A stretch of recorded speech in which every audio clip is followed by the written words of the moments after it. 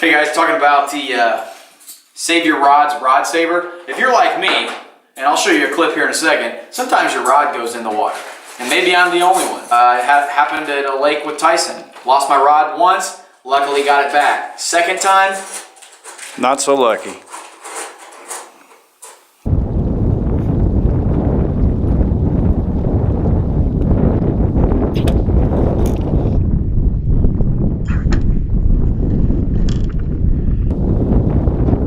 Just lost my rod.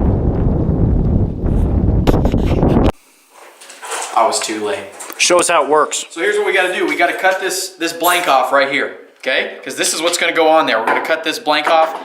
You're not going to watch me cut this whole blank off, but this is what you got to do. Take a knife, get in there. Yep. You may think, why am I doing this? I'm going to tear up my rod. You're not. Trust me, okay? So what you want to get to is the actual part of the rod and get it, boom, fling it off there.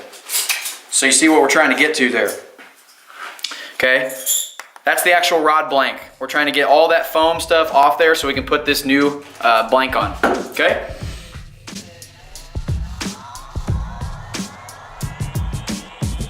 Okay, so as you can see, we've gotten to the actual blank of the rod. So if you look, I got most of the foam off. There's still some spare parts there. The lower the grit, the less time this is going to take. So don't use any of that high grit stuff. You want to use the low grit. Like 80 grit or like 320 grit? Oh, I don't know. Shoot. Just sand it. Doesn't have to be perfect. So there we go. That's pretty smooth right there. All right, now what do we do? We're going to put, basically what's going to happen is, this is your Savur rod right here. It's got a salt tablet in it. And basically when it falls in the water, at the off chance that it falls in the water, the salt will trigger the flotation device to shoot up. And there's a lot of, as you can, can you see the string on there? There's a lot of it on there. So if you're fishing like 40 foot of water, it's still gonna have enough line. You've got 65 yards of string on that thing. There's plenty on here. So okay. Just wait. That flotation device can come right back up there. So we are gonna have to cut this down a little bit. Probably a 1/4 inch. So it needs to fit all the way up onto that spot right there. Mm-hmm. So we're gonna have to take a jigsaw and we're gonna have to cut down this blank a little bit. So let's over to the saw. Okay.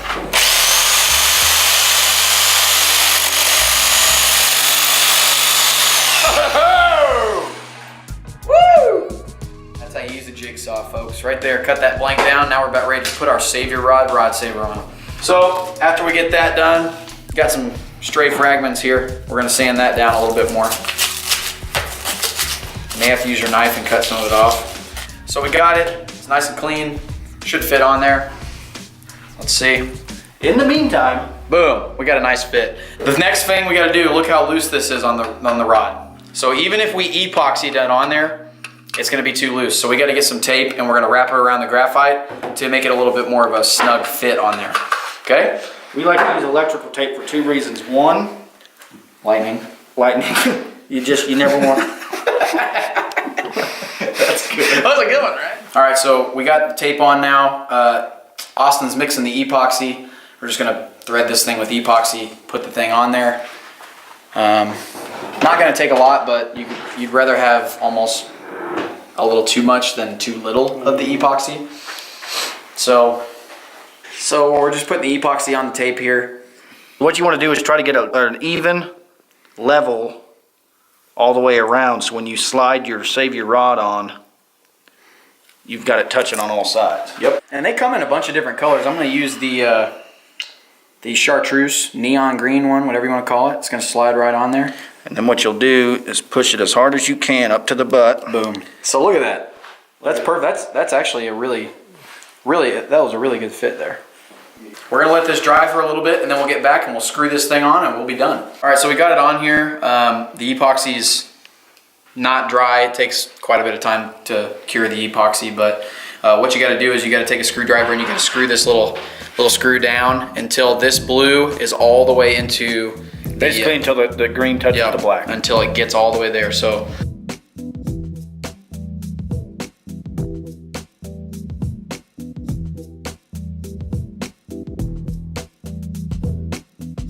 There we A go. little bit of tape. And it's done. So there you go. There you got your Savur Rod Saver on there. I will, You see it. let's chuck this thing in the water. Oh! Come on! Bro, we gotta get my rod. We gotta get my rod, bro. No, for real. So basically when the rod goes in the water, it triggers the device to pop out the bottom of the rod butt, which is a cork, and it floats up, and it has yards of line on it that you can pull the rod in.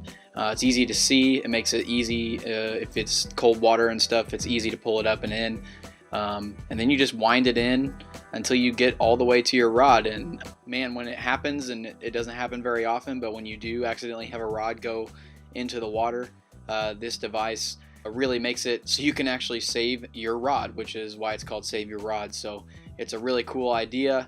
I'm glad I have them on, you know, almost all of my rods now. I need to get a couple more, but when you pull that rod right out of the water and know that you saved it because of this device, I think it's definitely something that, you know, every fisherman should have on their rod, just in case of those rare instances.